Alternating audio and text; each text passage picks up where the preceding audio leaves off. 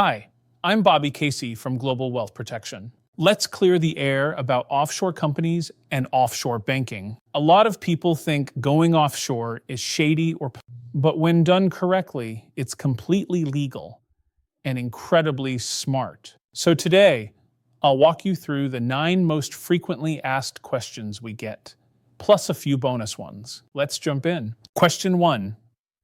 Is it legal to set up an offshore company or bank account? Yes, 100% legal. Millions of people around the world use offshore structures for business, investment, or asset protection. The key is compliance.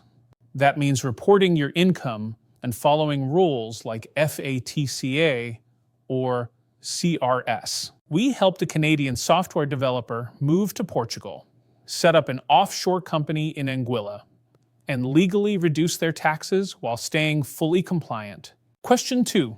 What is an offshore company? An offshore company is simply a business entity formed outside your country of residence. It's used for international trading, consulting, holding intellectual property, asset protection, and more. One client, a crypto investor from Germany, formed an Anguilla company to legally protect his assets and simplify his international. Question 3. What is offshore banking and how does it work? Offshore banking means opening a bank account in another country. People use it to diversify currencies, protect assets, and simplify global payments. For example, a South African entrepreneur opened a Mauritius bank account to handle client payments in Europe and Asia, with fewer restrictions and better service. Question 4. Why use offshore companies or bank accounts? Here are the big reasons.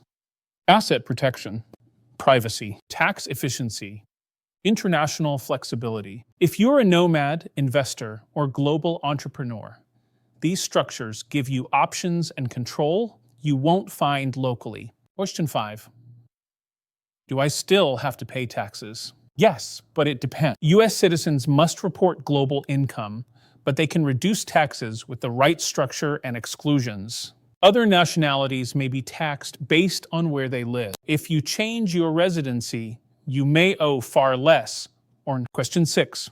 What are the best countries to form an offshore company? That depends on your goals. We often recommend Anguilla, zero tax and strong privacy. Estonia, great for digital entrepreneurs selling physical goods in the EU or physically doing business in Estonia. UAE, excellent for high-income earners. Singapore, stable and bank-friendly. Wyoming, best for privacy, no state income tax, simplicity of banking and payment processing, and oftentimes the best structure for non-US persons to live tax-free. Each one has pros and cons. We'll help you. Question 7.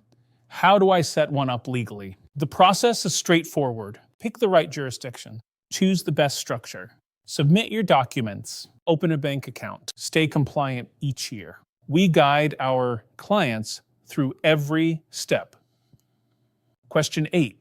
Can I open an offshore bank account remotely? Yes, many banks support remote onboarding.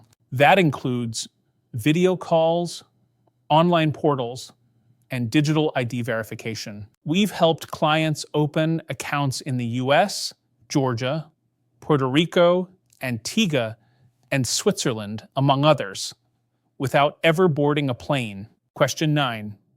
What does it cost? Company formation usually costs $1,000 to $5,000. Bank setup ranges from free to about $1,500.